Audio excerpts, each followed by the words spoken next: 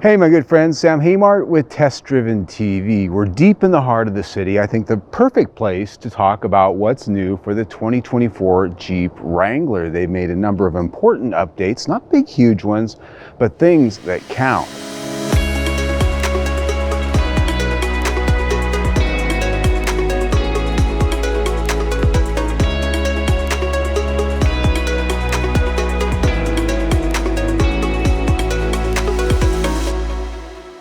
So what is new for 2024? The vehicle I have here is a fully loaded Rubicon 4xe, the plug-in hybrid.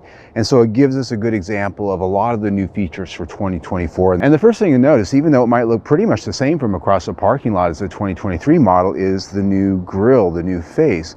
It is an updated version of the 7-slot grille that we've known forever and ever and ever. Here they've taken out the body color slots between the 7 holes and made it a continuous grille. And depending on which trim grade of the Wrangler you get, which special edition, it's going to look different. There's a lot of different variations of this grille out there. Also new and available this year is a factory installed Warn winch. This is an 8,000-pound winch.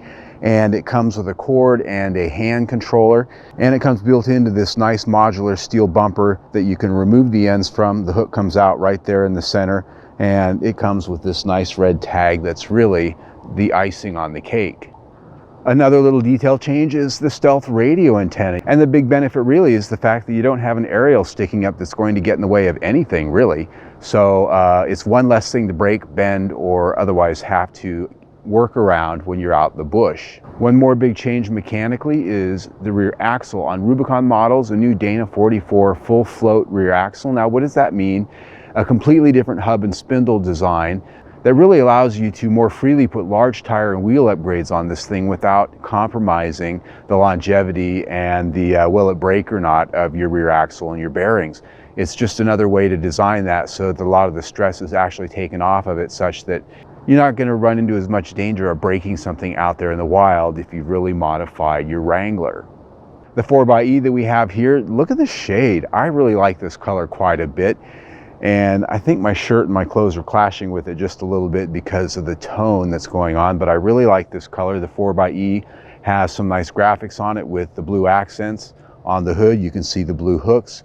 On the wheels, little blue Jeep emblems in the center. And there's a lot of other little touches that make it unique. You can see the plug on the side over there, and it's worth pointing out during my week with this one, I've been seeing about a 25-mile all-electric range with a full charge driving in the city, and then after that it goes to a standard hybrid mode. It's worth noting that the 4xe is now available in one trim grade down from before, so the entry point is a little bit less expensive.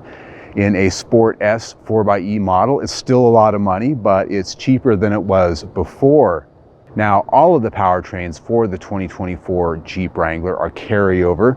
That is the 2-liter turbocharged 4-cylinder engine, 270 horsepower, the 3.6-liter Pentastar V6, 285 horsepower, the aforementioned 4xe, which is the same 2-liter turbocharged engine mated with an electric motor, and that gives us 375 horsepower, and then of course the top dog 6.4-liter Rubicon 392 with 470 horsepower. So those are all great powertrains, and well, we've just tested that 392 recently, and you can see that on our Jeep playlist that we have linked at the end of the video. The interior is a place that I think most people are really going to feel a lot of the changes that were made for 2024. Again, subtle ones, but ones that count.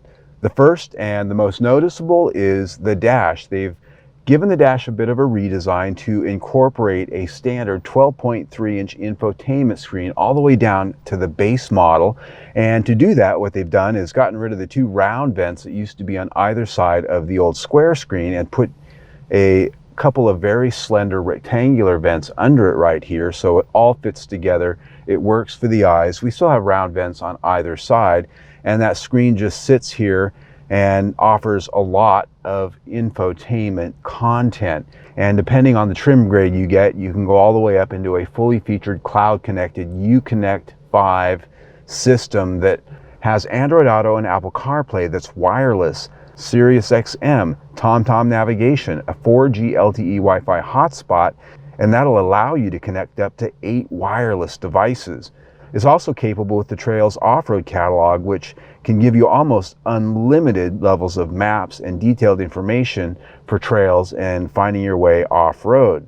And it's also available with a higher end sound system with the subwoofer in the back. So a nice big addition, bringing it into the modern age. Now, is it perfect? No.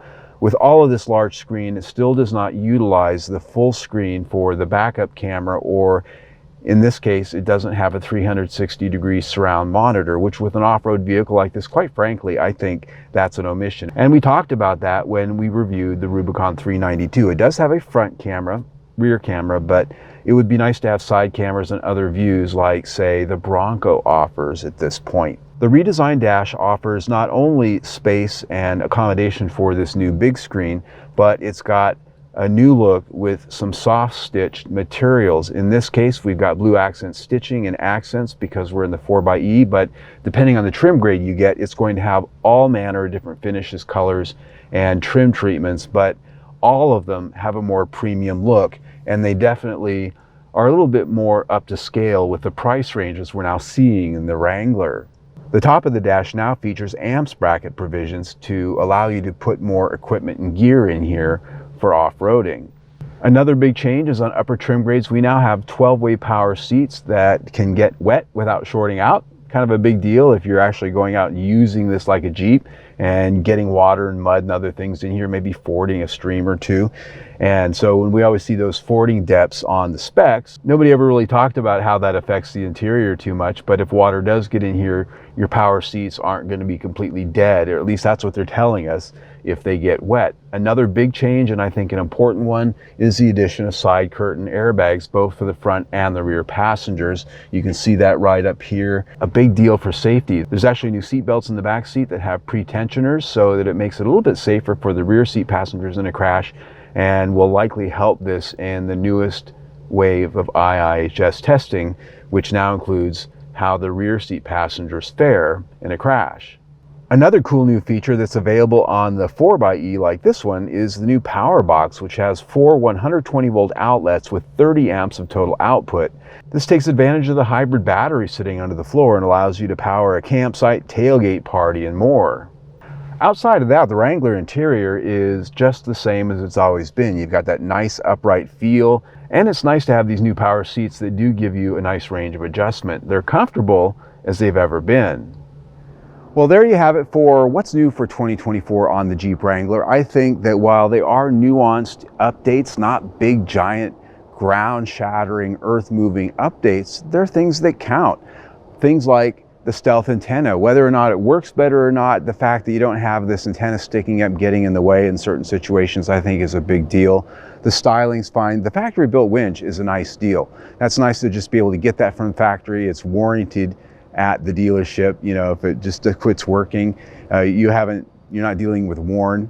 You know, those are just little things that are cool when they can integrate those into a factory installation.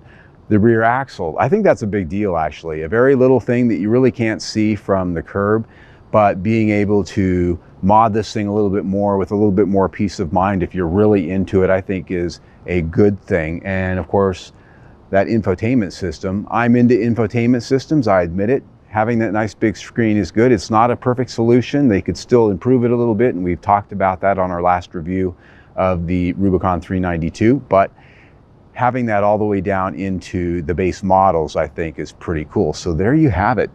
Now, we have an entire playlist on the Jeep Wrangler right there, our recent test drives of not only the 4xe and the 392, but other Wrangler news. You can also subscribe to our YouTube channel right down there. Either way, stay tuned.